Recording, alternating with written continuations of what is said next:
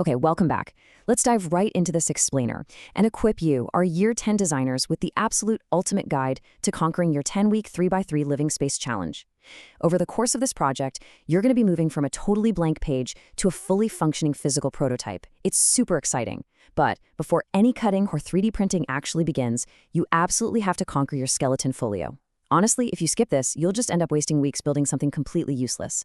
So today, we're zooming in on the critical hurdle that will literally make or break your entire project, page 2. So here's your exact roadmap for page 2. We're going to cover 1. The 3x3 spatial conflict, 2. Exactly why page 2 matters, 3. Choosing your persona, 4. Gathering that crucial research evidence, and finally, number 5. Defining your scope. Let's get into it. Now, to answer the question I know you're all thinking right now, why can't we just head straight into the workshop and start building? Well, we have a very strict no building yet rule. Jumping straight into the workshop without solid research is kind of like trying to build a house without a blueprint. You're basically guaranteeing a failed project, because it means you're designing for yourself and not your client. If you just start building based on random assumptions without any documented evidence, you are going to waste 8 whole weeks creating a prototype that nobody actually wants or needs. The workshop, that's for executing a proven idea. But page 2, that is where you actually prove the idea is worth building in the first place. All right, moving to part 1, the 3x3 spatial conflict. Think big lives, tiny rooms. Let's quickly establish the high stakes of your design environment. Just really think about that number, 9. You literally only have 9 square meters to work with.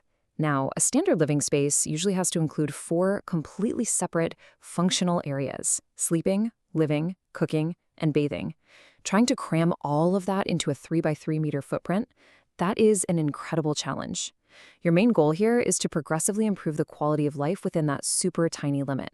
You've got to figure out how to make the absolute best use of space, design things that serve more than just one purpose, and somehow make a microscopic room feel comfortable and genuinely livable. Which brings us to part 2, why page 2 matters. This is all about proving the friction, and it's where you step away from just being a builder and actually become a design detective. You see, spatial friction is the exact enemy you're trying to defeat here. If there isn't a physical clash between how someone wants to live and the restricted boundaries of the room they have, well, there's no design problem to solve, which means your project is essentially dead in the water. Page 2 of your folio is dedicated entirely to proving this friction exists, using hard evidence. You just can't build a solution without first gathering undeniable proof that this clash is causing a real, genuine issue for a specific user. So, part 3, choosing your persona. Who exactly is your client? Because before you can even start investigating this friction, you've got to lock in your specific client to keep the whole project totally focused.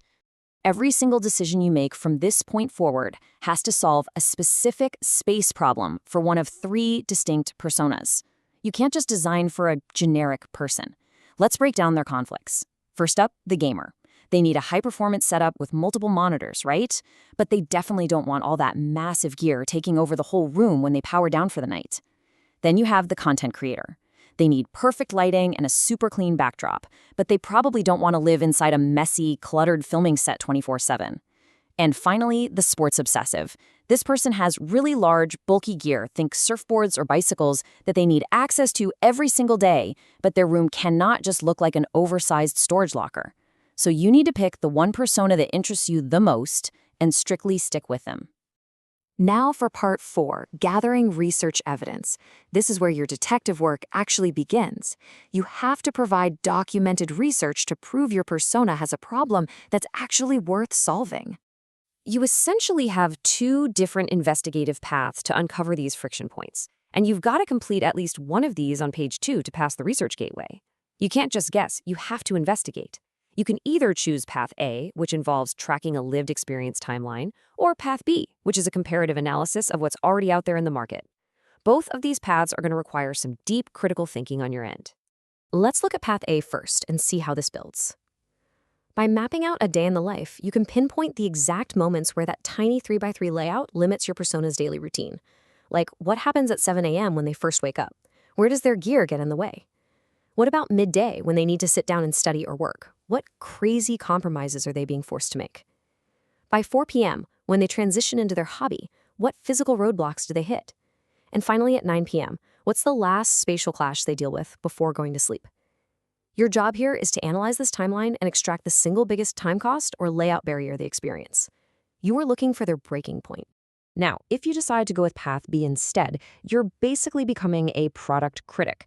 You'll research 3 existing real-world products or systems and analyze exactly where their scale or layout totally fails to suit your persona's tiny room. For each product, you'll look at its spatial footprint, like what works about its size and where does it completely fail. You'll also look at multifunctionality. Does it successfully serve more than one purpose, or do the designers just miss a massive opportunity? And finally, ease of operation. Is it quick and safe to set up, or is it super awkward and slow to use in a tight space? I mean, think about it. Have you ever bought something that looked amazing but was incredibly frustrating to fold away in your bedroom? That is exactly what you're looking for. Doing this proves you understand the real gaps in the current market. Which brings us to the final part, Part 5, defining the scope. This is where we synthesize all that hard evidence to find the genuine need. This all comes down to a really simple formula: your genuine need statement. It has to be a single, incredibly precise sentence defining exactly what your persona lacks, based entirely on the evidence you just collected. Now, a massive trap here is naming a product. You should not write, "The gamer needs a folding desk." Nope, that's a solution, not a need. Instead, it should sound more like, "The gamer needs a way to transition their bulky hardware out of sight when engaging in non-digital daily tasks." Do you see the difference there? One completely locks you into building a desk right from the start, while the other opens up an entire world of creative possibilities. Once you've nailed down that need statement, you're going to reframe it into 3 open-ended, optimistic, how might we questions. You might ask something like, how might we utilize the vertical wall space to hide equipment? Or maybe, how might we make a bed serve a secondary purpose during the afternoon?